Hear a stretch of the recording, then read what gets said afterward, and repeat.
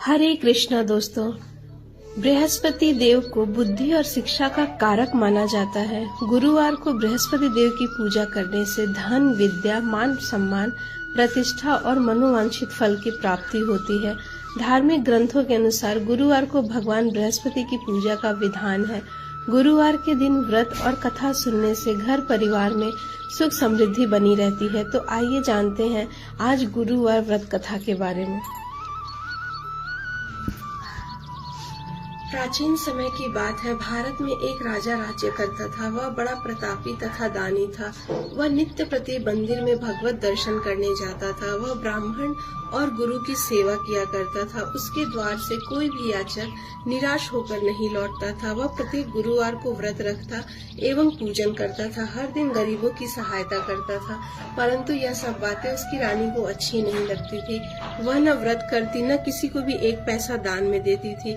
वह राजा से भी ऐसा करने को मना किया करती थी। एक समय की बात है कि राजा शिकार खेलने वन को चले गए। घर पर रानी और दासी थी। उस समय गुरु बृहस्पति साधु का रूप धारण कर राजा के दरवाजे पर भिक्षा मांगने आए। तो साधु ने रानी से भिक्षा मांगी तो वह कहने लगी, हे साधु महाराज, मैं इस दान और पुण्य से तंग आ गई हूँ। इस कार्य के लिए तो मेरे पतिदेव बहुत हैं। अब आप ऐसी कृपा करें कि सारा धन नष्ट हो जाए और मैं आराम से रह सकूं। साधु रूपी बृहस्पति देव ने कहा, हे देवी, तुम बड़ी विचित्र हो। संतान और धन से तो कोई दुखी नहीं होता, इसको सभी चाहते हैं। पापी भी पुत्र और धन की इच्छा करता है। अगर तुम्हारे पास धन अधिक है तो भूखे मनुष्यों को भोजन कराओ, प्याऊ लगवाओ, ब्राह्मणों को दान दो, धर्मशालाएं बनवाओ, कुआं, तालाब, बावड़ी, बाग बगीचे आदि का निर्माण करवाओ तथा निर्धनों की कुंवारी कन्याओं का विवाह कराओ। साथ ही यज्ञ आदि करो। इस प्रकार के कर्मों से आपके कुल का और आपका नाम परलोक में सार्थक होगा और तुम्हें स्वर्ग की प्राप्ति होगी। परंतु रानी साधु की इन बातों से खुश नहीं हुई। उसने कहा, हे साधु महाराज, मुझे ऐसे धन की आवश्यकता नहीं जिसको मैं अन्य लोगों को दान देती फिरूं, जिसको रखने और संभालने में ही मेरा सारा समय नष्ट हो रहा है। साधु ने कहा, हे देवी, यदि तुम्हारी ऐसी ही इच्छा है तो मैं तुम्हें जैसा बताता हूँ तुम वैसा ही करना। बृहस्पतिवार के दिन घर आंगन को गोबर से लीपना, अपने केशों को पीली मिट्टी से धोना, केशों को धोते समय स्नान करना, राजा से कहना वह हजामत करवाए। अपने केशों को पीली मिट्टी से धोने के बाद भोजन में मांस मदिरा खाना, कपड़े धोबी के यहाँ धुलने देना। इस प्रकार 7 बृहस्पतिवार करने से आपका सारा धन नष्ट हो जाएगा। यह कहकर साधु महाराज रूपी बृहस्पति अंतर ध्यान हो गए। रानी ने साधु के कहने अनुसार 7 बृहस्पतिवार तक वैसा ही करने का विचार किया। साधु के बतानुसार कार्य करते हुए केवल 3 बृहस्पतिवार ही बीते थे कि उसकी समस्त धन संपत्ति नष्ट हो गई। भोजन के लिए दोनों समय परिवार तरसने लगा तथा सांसारिक भोगों से दुखी रहने लगा। तब राजा रानी से कहने लगा कि हे रानी, तुम यहाँ पर रहो, मैं दूसरे देश को जाता हूँ, क्योंकि यहाँ पर सभी मनुष्य मुझे जानते हैं, इसलिए मैं यहाँ पर कोई काम नहीं कर सकता। मैं अब परदेश जा रहा हूँ, वहाँ कोई काम धंधा करूँगा, शायद हमारे भाग्य बदल जाए। ऐसा कहकर राजा परदेश चला गया। वह वहाँ जंगल से लकड़ी लाता, शहर में बेचता। इस तरह वह जीवन व्यतीत करने लगा। इधर राजा के बिना रानी और दासियां दुखी रहने लगी। किसी दिन भोजन मिलता और किसी दिन जल पीकर ही रह जाती। एक समय रानी और दासियों को 7 दिन बिना भोजन के व्यतीत करने पड़े। तो रानी ने अपनी दासी से कहा, हे दासी, यहाँ पास ही के नगर में मेरी बहन रहती है, वह बड़ी धनवान है, तू उसके पास जा और वहाँ से कुछ सेर भेजर मांग कर ले आ, जिससे कुछ समय के लिए गुजारा हो जाएगा। दासी रानी की बहन के पास गई। रानी की बहन उस समय पूजा कर रही थी। बृहस्पतिवार का दिन था। दासी ने रानी की बहन से कहा, हे रानी, मुझे आपकी बहन ने भेजा है, मुझे 5 सेर भेजर दे दो। दासी ने यह बात अनेक बार कही, परंतु रानी की बहन ने कोई उत्तर ही नहीं दिया, क्योंकि वह उस समय बृहस्पतिवार का कथा सुन रही थी। जब दासी को रानी की बहन से कोई उत्तर नहीं मिला तो वह बहुत दुखी हुई और उसे क्रोध भी आया। वह लौटकर रानी से बोली, हे रानी, आपकी बहन तो बहुत ही घमंडी है, वह छोटे लोगों से बात भी नहीं करती। मैंने उससे कहा तो उसने कोई उत्तर भी नहीं दिया और मैं वापस चली आई। रानी बोली, हे दासी, इसमें उसका कोई दोष नहीं है। जब बुरे दिन आते हैं तब कोई सहारा नहीं देता। अच्छे बुरे का पता विपत्ति में ही लगता है। जो ईश्वर की इच्छा होगी वही होगा। यह सब हमारे भाग्य का ही दोष है। उधर रानी की बहन ने सोचा कि मेरी बहन की दासी आई थी, मैं उससे बोली नहीं, इससे वह बहुत दुखी हुई होगी। अतः कथा सुन और विष्णु भगवान का पूजन समाप्त कर वह अपनी बहन के घर आई और कहने लगी, हे बहन, मैं बृहस्पतिवार का व्रत कर रही थी, तुम्हारी दासी हमारे घर गई थी, परंतु जब तक कथा होती है तब तक हम लोग न उठते हैं और न ही बोलते हैं, इसलिए मैं नहीं बोली। कहो दासी क्यों गई थी? तब रानी बोली, बहन हमारे घर अनाज नहीं था, वैसे तुमसे कोई बात छिपी नहीं है, इस कारण मैंने दासी को तुम्हारे पास 5 सेर भेजा लेने के लिए भेजा था। रानी की बहन बोली, बहन देखो बृहस्पति भगवान सबकी मनोकामना पूर्ण करते हैं, देखो शायद तुम्हारे घर में अनाज रखा हो। यह सुनकर दासी घर के अंदर गई तो वहाँ उसे एक घड़ा भेजर से भरा हुआ मिला। उसे बड़ी हैरानी हुई क्योंकि उसने एक एक बर्तन देख लिया था और सब खाली था। उसने बाहर आकर अपनी रानी को बताया। दासी रानी से कहने लगी कि रानी देखो, वैसे हमको जब अन्न नहीं मिलता तो हम रोज व्रत ही करते हैं, अगर इनसे व्रत की विधि और कथा पूछ ली जाए तो हम भी कर लिया करेंगे। दासी के कहने पर रानी ने अपनी बहन से बृहस्पतिवार व्रत के बारे में पूछा। उसकी बहन ने बताया, हे रानी बहन, बृहस्पतिवार को सूर्योदय से पूर्व उठकर स्नान करके बृहस्पतिवार का व्रत करना चाहिए, लेकिन उस दिन सर नहीं धोना चाहिए। बृहस्पतिवार के व्रत में चने की दाल और मुनक्के से विष्णु भगवान का केले के वृक्ष की जड़ से पूजन करें और दीपक जलाएं। उस दिन एक ही समय भोजन करें, भोजन भी पीले खाद्य पदार्थ का करें तथा कथा सुने। इस प्रकार करने से गुरु भगवान प्रसन्न होते हैं, अन्न पुत्र धन देते हैं। इस तरह व्रत और पूजन की विधि बताकर रानी की बहन अपने घर लौट गई। रानी और दासी दोनों ने निश्चय किया कि वे बृहस्पति भगवान का पूजन जरूर करेंगे। 7 दिन बाद जब बृहस्पतिवार आया तो उन्होंने व्रत रखा और गुड़साल में जाकर चना और गुड़ बिन लाई तथा उसकी दाल से केले की जड़ में विष्णु भगवान का पूजन किया। अब भोजन कहाँ से आए, दोनों बड़ी दुखी हुई, परंतु उन्होंने व्रत किया था, इस कारण बृहस्पति देव भगवान बहुत प्रसन्न थे। वे एक साधारण व्यक्ति के रूप में 2 थालों में सुंदर पीला भोजन लेकर आए और दासी को देकर बोले, हे दासी, यह भोजन तुम्हारे और रानी के लिए है, तुम दोनों करना। दासी भोजन पाकर बड़ी प्रसन्न हुई, रानी से बोली, रानी भोजन कर लो। रानी को भोजन आने के बारे में कुछ पता नहीं था, इसलिए वह दासी से बोली, जा तू ही भोजन कर। तब दासी ने कहा, एक व्यक्ति हम दोनों के लिए 2 थालों में भोजन दे गया है, इसलिए मैं और आप दोनों साथ साथ भोजन करेंगे। फिर दोनों ने गुरु भगवान को नमस्कार कर भोजन प्रारंभ किया। उसके बाद से वे प्रत्येक बृहस्पतिवार को गुरु भगवान का व्रत और पूजन करने लगी। बृहस्पति भगवान की कृपा से उनके पास धन हो गया, परंतु रानी फिर पहले की तरह आलस्य करने लगी। तब दासी बोली, देखो रानी, तुम पहले भी इसी प्रकार आलस्य करती थी, तुम्हें धन को रखने में कष्ट होता था, इसी कारण सभी धन नष्ट हो गया। अब गुरु भगवान की कृपा से हमें धन मिला है तो तुम्हें फिर आलस्य होता है। बड़ी मुसीबतों के बाद हमने यह धन पाया है, इसलिए हमें दान पुण्य करना चाहिए। तुम भूखे मनुष्यों को भोजन कराओ, प्याऊ लगवाओ, ब्राह्मणों को दान दो, कुआं, तालाब, बावड़ी आदि का निर्माण करवाओ, मंदिर पाठशाला बनवाकर दान दो, कुंवारी कन्याओं का विवाह करवाओ और धन को शुभ कार्यों में खर्च करो, जिससे तुम्हारे कुल का यश बढ़ेगा, स्वर्ग प्राप्त होगा और आपके पितृ भी प्रसन्न होंगे। दासी की बात मानकर रानी ने इसी प्रकार के कर्म करने प्रारंभ किए, जिससे उनका काफी यश फैलने लगा। एक दिन रानी और दासी आपस में विचार करने लगी कि न जाने राजा किस दशा में होंगे, उनकी कोई खोज खबर नहीं है। गुरु भगवान से उन्होंने प्रार्थना की और भगवान ने रात्रि में राजा को स्वप्न में कहा, हे राजा उठ, तेरी रानी तुझको याद करती है, अब अपने देश को लौट जा। राजा प्रातः काल उठकर जंगल से लकड़ियां काटकर लाने के लिए जंगल की ओर चल पड़ा। जंगल से गुजरते हुए वह सोचने लगा कि रानी की गलती से कितने दुख भोगने पड़े। राजपाट छोड़कर उसे जंगल में आकर रहना पड़ा। जंगल से लकड़ियां काटकर उन्हें बेचकर गुजारा करना पड़ा। उसी समय उस जंगल में बृहस्पति देव एक साधु का रूप धारण कर आए और राजा के पास आकर बोले, हे लकड़हारे, तुम इस सुनसान जंगल में किस चिंता में बैठे हो, मुझे बतलाओ। यह सुन राजा के नेत्रों में जल भर आया और वह साधु की वंदना कर बोला, हे प्रभु, आप सब कुछ जानने वाले हैं। इतना कहकर राजा ने साधु को अपनी संपूर्ण आत्मकथा सुनाई। महात्मा स्वभाव से दयालु हैं। वे राजा से बोले, हे राजा, तुम्हारी पत्नी ने बृहस्पति देव के प्रति अपराध किया था, जिसके कारण तुम्हारी यह दशा हुई है। अब तुम किसी प्रकार की चिंता मत करो, भगवान तुम्हें पहले से अधिक धन देंगे। देखो, तुम्हारी पत्नी ने बृहस्पतिवार का व्रत करना प्रारंभ कर दिया है। अब तुम भी बृहस्पतिवार का व्रत करके चने की दाल, गुड़ और जल को लोटे में डालकर केले के पत्ते से भगवान विष्णु का पूजन करो। फिर कथा कहो या सुनो, भगवान तुम्हारी सभी मनोकामनाओं को पूर्ण करेंगे। साधु को प्रसन्न देखकर राजा बोला, हे प्रभु, मुझे लकड़ी बेचकर इतना पैसा भी नहीं बचता कि भोजन के उपरांत कुछ बचा सकूं।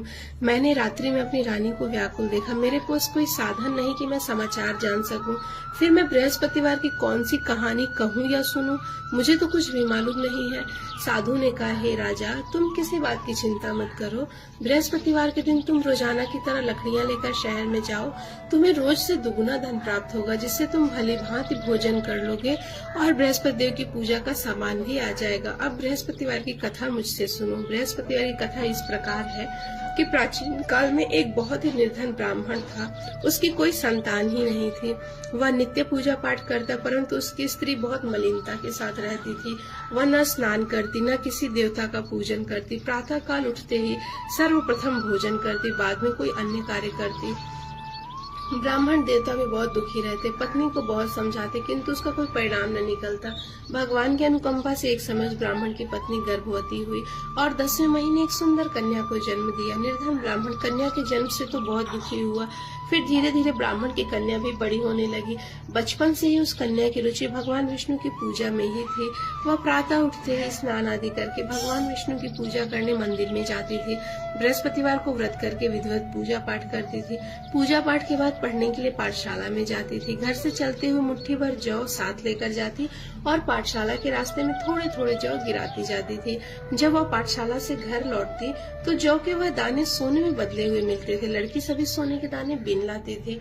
जब एक दिन वह सोने के दानों को साफ कर रही थी, तब उसकी माँ ने कहा, बेटी, सोने के दाने साफ करने के लिए तुम्हें सोने का सूप भी होना चाहिए। अगले दिन बृहस्पतिवार था। तब उस लड़की ने भगवान बृहस्पति देव की पूजा करते हुए प्रार्थना किया कि हे भगवान, यदि मैंने आपका व्रत विधिवत किया हो तो मुझे सोने का सूप दे दो। भगवान बृहस्पति देव ने उसकी मनोकामना पूरी करने का वचन दिया। तब जब वो पाठशाला से लौटते समय उसे रास्ते में सोने का एक सूप पड़ा हुआ मिला। घर लौटकर सोने का सूप अपनी माँ को दिखाकर वह सोने के दाने साफ करने लगी। उसी समय नगर का राजकुमार उसके घर के पास से गुजरा। उस सुंदर लड़की को सोने के सूप में जौ साफ करते देख राजकुमार उस पर मोहित हो गया। महल में लौटकर राजकुमार ने राजा से उस लड़की से विवाह करने की इच्छा प्रकट की। तो राजा ने ब्राह्मण को महल में बुलाकर राजकुमार से उसकी लड़की के विवाह की बात कही। ब्राह्मण भी तैयार हो गया। धूमधाम से उस लड़की का विवाह राजकुमार से हो गया। दुल्हन बनकर ब्राह्मण की लड़की महल में चली गई। लड़की के चले जाने से ब्राह्मण फिर निर्धन हो गया। उसे कई दिन भोजन भी नहीं मिलता था। बहुत दुखी होकर ब्राह्मण एक दिन अपनी लड़की के पास गया। अपने पिता से उसका निर्धनता का समाचार सुनकर लड़की ने अपने पिता को बहुत सारा धन देकर विदा किया। उस धन से ब्राह्मण के कुछ दिन तो आराम से गुजर गए, लेकिन जल्दी ही फिर भूखों मरने की हालत हो गई। ब्राह्मण अपनी लड़की से धन लेने के लिए फिर महल में पहुंचा। लड़की ने पिता की बुरी हालत देखकर कहा, पिताजी, आखिर आप कब तक मुझसे धन लेकर जीवन यापन करेंगे? आप कोई ऐसा उपाय क्यों नहीं करते जिससे आपका घर धन संपत्ति से भर जाए? तब ब्राह्मण ने कहा, बेटी, मैंने तेरी माँ को बहुत समझा लिया, पर उसका फुहड़पन नष्ट ही नहीं होता। अगर उसका फुहड़पन नष्ट हो तो घर की निर्धनता भी दूर हो जाए। तब कुछ सोचकर लड़की ने पिता से कहा कि आप कुछ दिनों के लिए माँ को मेरे पास छोड़ जाओ। तब ब्राह्मण पत्नी को लड़की के पास महल में छोड़ गया। लड़की ने अपनी माँ से कहा कि माँ, तुम कल प्रातः उठकर स्नान आदि करके भगवान विष्णु की पूजा अवश्य करना। पूजा करने से ही तुम्हारी निर्धनता दूर होगी। लेकिन उसकी माँ ने उसकी कोई बात नहीं मानी। तब क्रोधित होकर लड़की ने अपनी माँ को एक कक्ष में बंद कर दिया। सूर्योदय के समय माँ को उठाकर जबरदस्ती उससे स्नान कराया। फिर मंदिर में ले जाकर भगवान बृहस्पति की पूजा कराई। कुछ दिनों तक ऐसा करने से माँ की बुद्धि में स्वयं परिवर्तन हुआ और वह स्वयं बृहस्पतिवार का व्रत रखने लगी। उसके व्रत रखने से ब्राह्मण के घर में भगवान विष्णु की अनुकंपा से धन की वर्षा होने लगी। दोनों पति पत्नी धन संपत्ति पाकर आनंद पूर्वक जीवन यापन करते हुए विष्णु धाम को चले गए। लकड़हारा बने राजा ने उन साधु से भगवान बृहस्पति की यह कथा सुनी और बृहस्पतिवार व्रत करने का भगवान विष्णु के सामने उसने प्रण लिया। उस दिन से उसके सभी क्लेश भी दूर हो गए। लेकिन अगले बृहस्पतिवार को कामकाज में अधिक व्यस्त रहने के कारण उसने भगवान बृहस्पति देव जी का व्रत ही नहीं किया। भगवान बृहस्पति देव उस लकड़हारे से बहुत क्रोधित हुए और उसे उसके भूल की सजा दी। उस दिन नगर के राजा ने नगर में घोषणा करके सबको सूचित किया कि प्रत्येक नागरिक मेरे महल में भोजन करने आवे। जो नहीं आवेगा उसे अपराधी मानकर भारी दंड दिया जाएगा। लकड़हारा बने राजा ने उस नगर के राजा की घोषणा तो सुनी, लेकिन जंगल से लकड़ी काटकर लाने और बेचने में देर हो जाने के कारण वह समय पर महल में भोजन करने नहीं जा सका। अतः राजा के सैनिक लकड़हारे को पकड़कर महल में ले गए। राजा ने उसे महल के कक्ष में बैठाकर भोजन कराया। उस कक्ष में खूंटी पर रानी का सोने का हार लटका हुआ था। लकड़हारा अकेला उस कक्ष में भोजन कर रहा था। तभी उसने एक आश्चर्यजनक घटना घटते देखी। देखते ही देखते वह खूंटी हार को निगल गई। थोड़ी देर के बाद राजा ने हार को गायब देखा तो लकड़हारे को कारावास में डलवा दिया। लकड़हारा मन ही मन अपने भाग्य को कोसने लगा। तभी उसे जंगल में मिले साधु का स्मरण हो आया। थोड़ी देर में भगवान बृहस्पति देव सन्यासी के रूप में उसके सामने प्रकट हुए और कहा, लकड़हारे, तुमने मेरे प्रति अपराध किया है। तुमने बृहस्पति की पूजा नहीं की, इसी कारण तुम्हें कष्ट हुआ है। लेकिन अब चिंता मत करो। बृहस्पतिवार के दिन कारागार के दरवाजे पर तुम्हें कुछ पैसे पड़े हुए मिलेंगे। उन पैसों से भगवान बृहस्पति का व्रत करना और उनकी पूजा करोगे तो तुम्हारे सब दुख नष्ट हो जाएंगे। बृहस्पतिवार के दिन दरवाजे पर पड़े मिले पैसों से चना और गुड़ मंगाकर लकड़हारे ने बृहस्पतिवार की कथा कही तो भगवान बृहस्पति देव ने प्रसन्न होकर उस नगर के राजा को स्वप्न में लकड़हारे को कारागार से मुक्त करने को कहा। सुबह राजा ने अपने कक्ष में आकर देखा तो खूंटी पर रानी का हार टंगा हुआ था। राजा ने लकड़हारे को मुक्त कर दिया, उसे धन आभूषण देकर विदा किया। लकड़हारा बना राजा उस नगर से चलकर अपने नगर में पहुंचा तो उसे नगर में कुएं, धर्मशाला, बाग बगीचे आदि देखकर बहुत प्रसन्नता हुई। राजा ने किसी से पूछा कि यह कुएं, धर्मशालाएं किसने बनवाई हैं?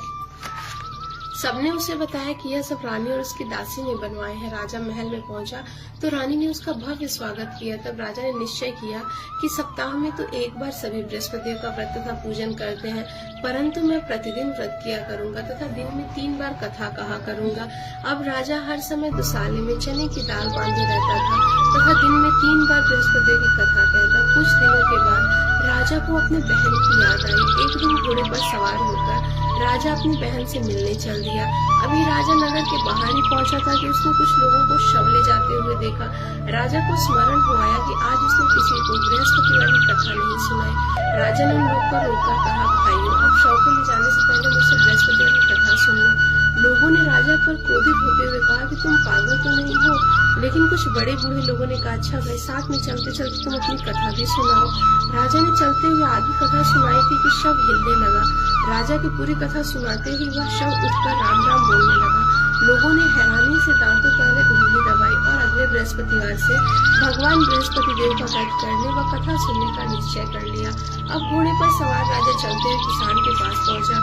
किसान अपने खेत में हल चला रहा था। राजा ने कहा, भाई, मुझसे बृहस्पतिवार की कथा सुन लो। किसान झुझलाकर बोला, भाई, देख नहीं रहे, जितनी देर तक तुम्हारी कथा सुनूंगा उतनी देर में तुम्हें पूरे खेत में हल चला लूंगा। राजा निराश होकर चलने लगा। तभी किसान के पैर लड़खड़ाकर जमीन पर जा गिरे।